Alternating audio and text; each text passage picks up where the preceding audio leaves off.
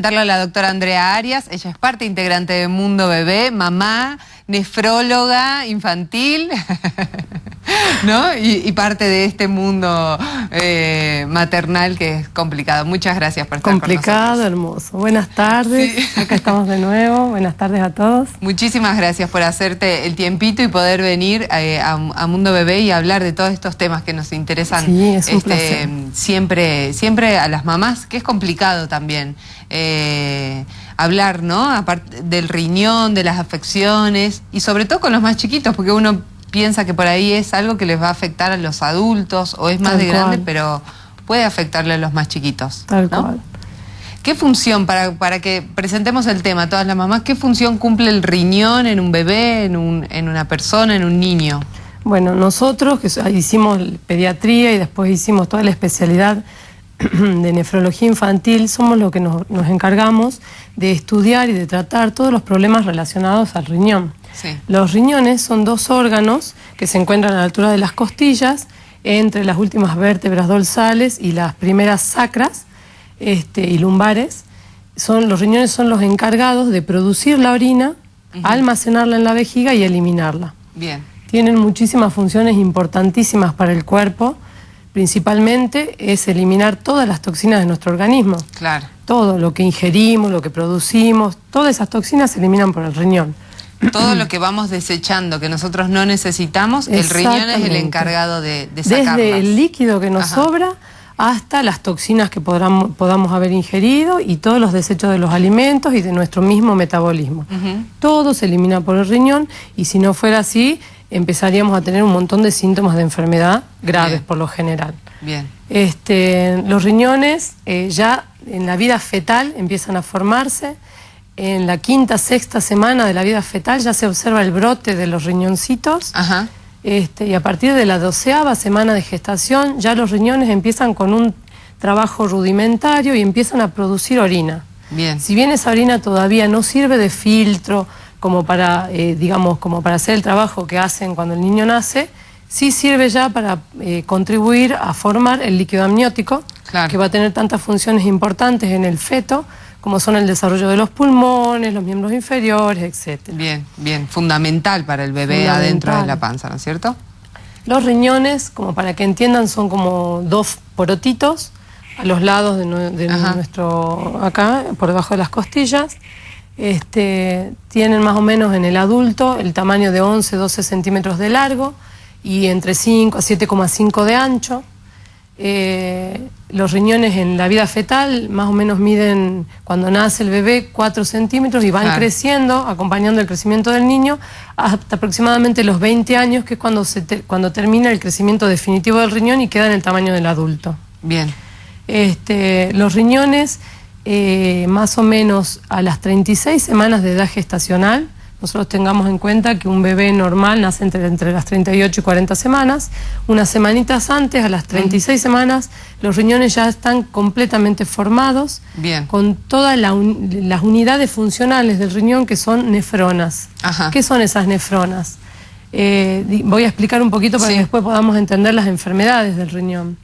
Las nefronas son las unidades funcionales del riñón. Son muchos, 1 millón en el adulto, que están formados por un ovillo capilar, que es todo un entreglomerado de vasos muy chiquititos, que son los que filtran toda la sangre de nuestro organismo, y las mandan por otro sector, que son los túbulos, que es la otra parte de la nefrona, que va a conducir finalmente a los túbulos finales que llevan la orina a la vejiga. Bien, o sea que para imaginármelo desde la casa, ¿no? Desde como la un manera ovillito de lana. Como un ovillito de lana, y por todas esas lanitas va pasando toda la sangre de nuestro organismo, filtrando todas las sustancias que no nos sirven. Tienen esa primera parte de filtrado y después desechan todo lo demás. Exactamente. El glomérulo y los túbulos. Bien. Eso se llama nefrona, y en nuestro organismo cada riñón tiene aproximadamente 1 millón de nefronas. Bien. Es importante entender esto porque, por ejemplo, si un bebé nace mucho antes de las 36 semanas, los riñones no van a estar formados completamente, y ahí se agregan un montón de problemas, digamos, para llegar a un equilibrio con ese bebé, que no tenga problemas sumados a lo de su prematurez, problemas de riñón. Y hay que tener en cuenta después, para hacer el control posterior de un bebé prematuro, porque ese bebé probablemente ha tenido noxas, como son el aneo de oxígeno, infecciones, etcétera, que después tendremos que controlar nosotros para ver si ese riñón alcanzó su nivel completo de desarrollo con ese número completo de nefronas. Bien. ¿No hay, como hay en los prematuros o en los casos, ¿no?, de embarazo de riesgo, que se maduran los pulmones antes? ¿No hay casos en los que se maduran los riñones antes? Una herramienta útil para nosotros, muy útil, es la ecografía prenatal. Es la ecografía que se hace en las mamás, que son como mínimo 3 durante el embarazo, que según la edad gestacional de ese bebé, nosotros podemos ir viendo cómo se están formando esos riñoncitos y podemos prever qué patología va a tener el bebé cuando nazca. Hay patologías muy graves que por lo general acá en la Argentina no se hacen, donde se interviene a la mamá, al feto, en la panza de la mamá, pero son, digamos, patologías, válvulas de uretra posterior, que son patologías muy graves para el bebé, que por ahí logran disminuir un poco el riesgo de que cuando ese bebé nazca, pero la verdad que no se puede hacer nada más que saber qué bebé esperamos, con qué tipo de patología renal y poder atenderlo como corresponde en una neonatología con un buen nivel de profesionales y de las herramientas, ¿no? Exactamente. Y si reciben un bebé con alguna patología en riñón, ¿cuál sería el paso posterior? Es muy amplio, la verdad que las enfermedades del riñón son muy amplias, no te puedo decir algo así específico, pero por ejemplo, las cosas más frecuentes que vemos, que ya se ven desde la ecografía, son las dilataciones del riñón. Depende qué grado de dilatación tenga el bebé en la panza de la mamá, nosotros sabremos cómo manejarnos cuando el bebé nazca. Hay dilataciones que son muy grandes, que apenas nace el bebé, se hace la ecografía y si hay que intervenirlo se interviene, se hacen los laboratorios, el tratamiento. Y hay otras dilataciones que son menores, que por ahí cuando nace el bebé de a poquito van disminuyendo y simplemente necesitan un control.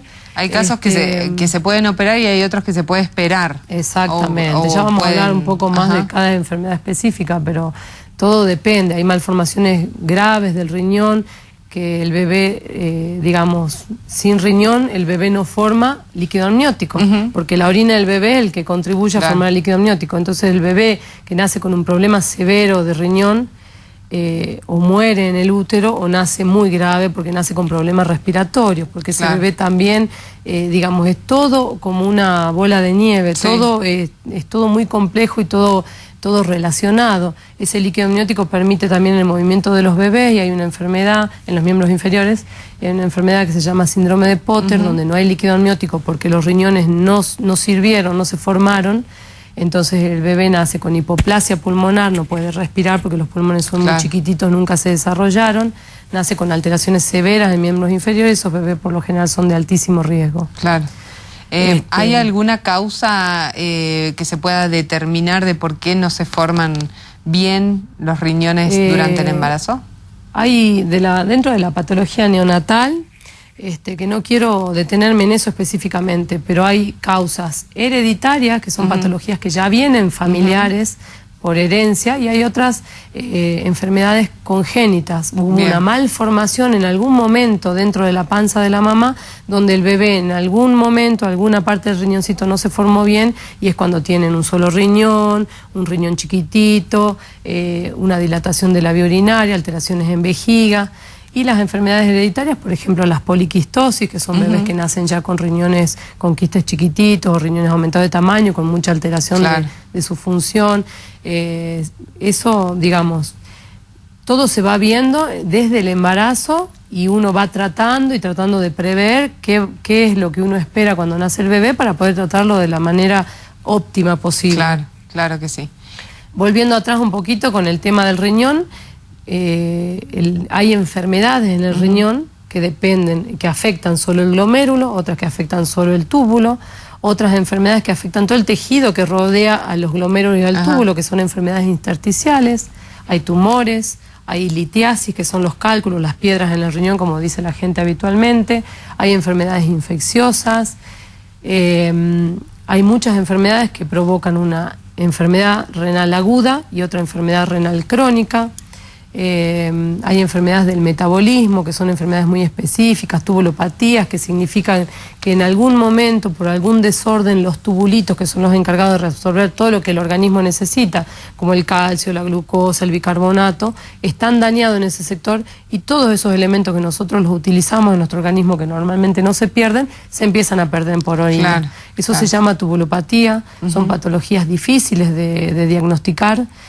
Por suerte no son muy frecuentes y son muy digamos, tienen muchos síntomas, son chiquitos que por lo general se internan graves, se hacen muchísimos estudios hasta que podemos llegar a ese diagnóstico, que por lo general son de descarte. Claro, y pueden, con todas estas patologías, sin ahondar específicamente en alguna, pero la mayoría me imagino que traen otras por atrás, ¿no? Porque al no funcionar bien, enferman otro órgano, nuestro cuerpo, o si eliminamos el calcio, bueno, algo en los huesos nos va a faltar. Todas las patologías renales, dependiendo de su gravedad, pueden ocasionar un daño renal agudo y un daño renal crónico. El daño renal agudo es, por lo general, una patología reversible, con múltiples etiologías. Como te dije, muchas enfermedades pueden llevarnos a este camino final, que es el de la insuficiencia renal.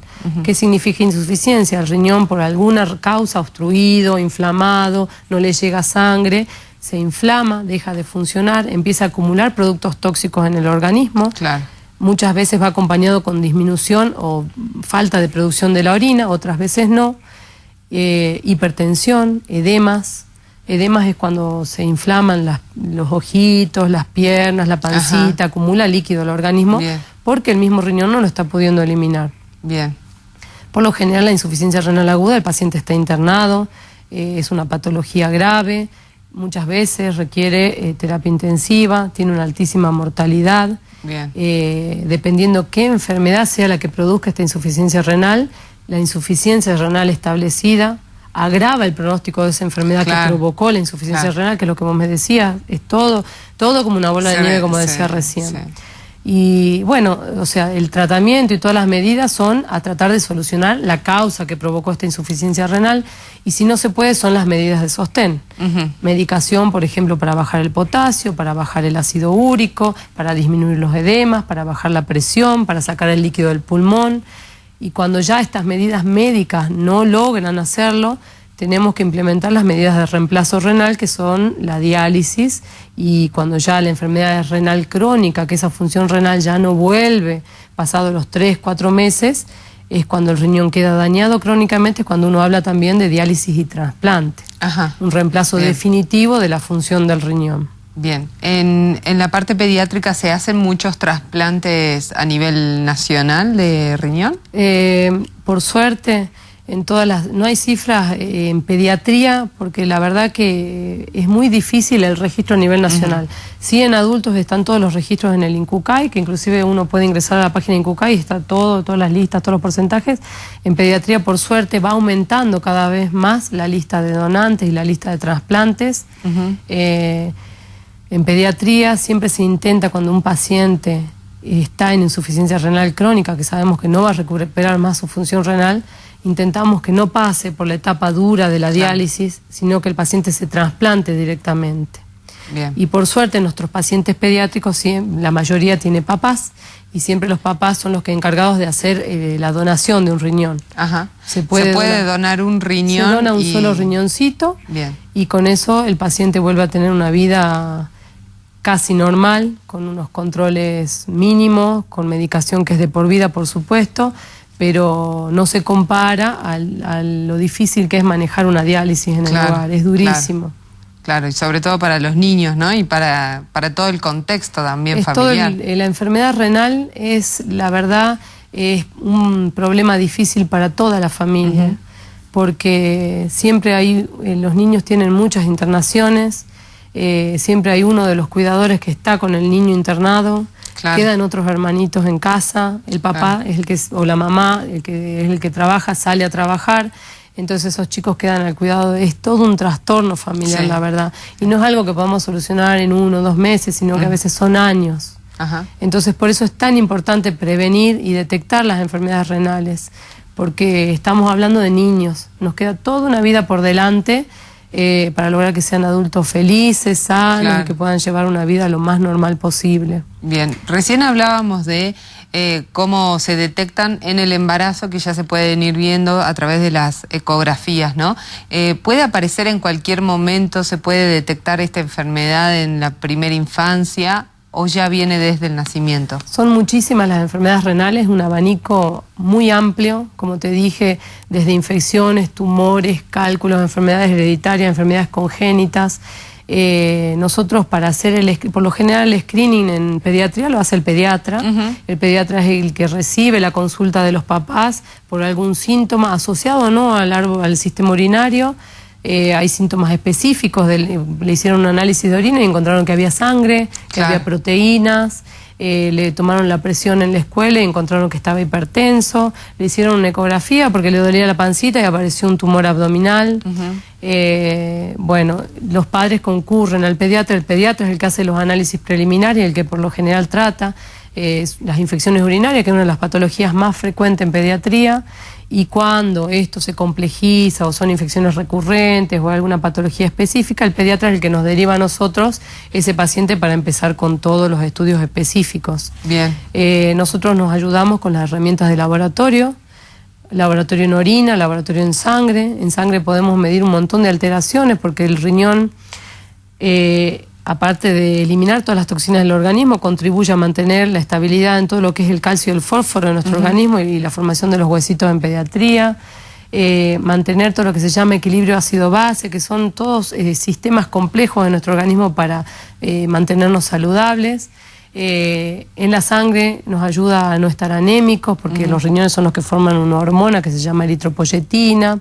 Entonces, digamos, tenemos muchas herramientas en el laboratorio de sangre para detectar enfermedades renales. En la orina también hay un montón de parámetros. Sangre no debe haber, proteínas no debe haber, gérmenes no debe haber, leucocitos, que son las células inflamatorias que nos hablan de infección, no debe haber. Entonces nosotros con la orina, la ecografía, el examen físico, un buen interrogatorio a la familia, porque de ahí ya podemos detectar si hay alguna enfermedad en la familia que este bebé lo pueda haber heredado, si tuvo algún problema durante el embarazo, si en la ecografía le dijeron algo, por ahí la mamá en ese momento, como después no se lo nombraron más, se olvidó que le dijeron que había un riñón dilatado. Si cuando nació tuvo algún problema en neo, si estuvo internado, si le pusieron un catéter umbilical a ese bebé, porque eso también favorece las patologías del riñón. A veces las trombosis del riñón son con el antecedente de haber tenido un catéter umbilical. Si durante la infancia tuvo episodios el bebé cuando era chiquito de fiebre y nunca supieron cuál era la causa, a veces son infecciones urinarias y no se llega al diagnóstico. Entonces un buen interrogatorio, el laboratorio, la radiología, la ecografía. Después hay otros estudios más específicos que según lo que encontremos en este primer screening ya nosotros iremos detectando e indicando. Bien, está bueno esto de las infecciones urinarias, no solamente son de las mujeres grandes, ¿no? De las mujeres adultas, también ocurre en las niñas. Es una patología, la infección urinaria, muy frecuente en pediatría. Te diría una de las principales causas de consulta al pediatra y después al nefrólogo, porque las infecciones complicadas después nos llegan a nosotros. Las infecciones urinarias se dan desde que el bebé nace hasta que se hace adolescente adulto y después, por supuesto, en las mujeres adultas y en los varones. Pueden ser altas o bajas. Altas le llamamos cuando el germen logró llegar al riñón y por lo general son infecciones con mal estado general, con fiebre. Cuando el bebé es muy chiquito, que por ahí no se focaliza bien el síntoma, si es un neonato puede estar ictérico, cuando se pone amarillito, con rechazo alimentario, irritable a medida que van creciendo. Fiebre, mal estado general, vómitos, diarrea. Ya cuando son niñas, entre los 3 y los 5 años, empiezan a decir que les duele la panza, que les duele la espalda, la zona lumbar, que les arde al orinar, todos síntomas de infección urinaria alta. Y las infecciones urinarias bajas, por lo general, conservan el estado general, el chico se siente bien, pero empiezan las molestias bajas, sobre todo los más grandecitos que ya saben referirlas. Van a orinar a cada rato, el bebé con pañal llora cuando orina, orina poquito. todo eso nos hace pensar y sospechar una infección urinaria, se hace el análisis de orina, la orina completa y el urocultivo, y el pediatra o el nefrólogo lo medicamos y con eso solucionamos el problema. Bien. El problema de las infecciones urinarias cuando son recurrentes, que habrá que estudiar por qué, si hay una uropatía de base, alguna malformación del riñón, de la vía urinaria que está provocando u otro problema, con el tiempo pueden provocar cicatrices en el riñón y alteraciones de la función. Claro. Y sobre todo en las nenas, que son las que después se van a embarazar, es cuando empiezan los problemas de enfermedad renal crónica por secuelas por infecciones crónicas. Claro, claro. Entonces a prestar atención siempre que por algo simple, digamos, podemos tener consecuencias, ¿no? Mucho más graves. Exactamente. ¿Cómo cuidamos a que el riñón sano no se enferme? Yo siempre les digo a las mamás, los niños todos se enojan, los que son más grandecitos. La sal es algo que hemos adquirido nosotros, digamos, es algo antinatural. La sal es un elemento muy nocivo para la salud. Y en nuestra cultura occidental todos le ponemos sal y sal. Ahora, por suerte, de a poquito se está normatizando, el ministerio dio una medida para el pan, por ejemplo, ese tipo de cosas, pero la sal es muy nociva para el riñón. Entonces yo siempre les digo a la mamá, mucha agua, acostúmbrenlos a comer frutas y verduras. ¿Poca sal o casi nada de sal, Casi digamos? Nada de sal. Los bebés no saben. El bebé cuando uno le quiere dar una comida salada la rechaza, no le gusta. Por eso yo les digo, no es natural, esto es algo adquirido. Claro. Tratar de cocinarle a los chicos sin sal. Bien. Más allá de que los papás se opongan, porque son los padres los que se oponen siempre. No tiene gusto a nada. Decimos mucho líquido, papás, muchas frutas y verduras, enseñarles a las nenas a higienizarse bien, que no aguanten la orina. A veces las mamás, esto es muy frecuente, sobre todo con las nenas, les dicen no vayas al baño en la escuela porque está sucio. Y las hacen aguantarse 4 horas las nenas, que les da asco, porque los varones son, digamos, es como más fácil sacar el pitito, hacer pipí, las nenas no, se tienen que sentar. Entonces yo les digo, eso está mal, no hay que aguantar la orina, porque eso favorece un montón de problemas del riñón. Bien. Hay que ir a orinar cada 2-3 horas, tomar muchísimo líquido, 1 litro mínimo por día de agua potable, no agua mineral. Comer con poca sal y cuando hay un síntoma, consultar, no quedarse con la duda. Bien, bien, perfecto. Doctora, ha sido un placer tenerlo en Mundo Bebé. Muchísimas gracias por haber venido. Tenemos, no sé, 5 programas más para poder seguir hablando. Sí, la verdad que sí, es muy amplio, muy amplio. Muchísimas gracias. ¿La pueden encontrar en dónde? San Martín, 1158. Perfecto, muchísimas gracias, de todo corazón. Ahora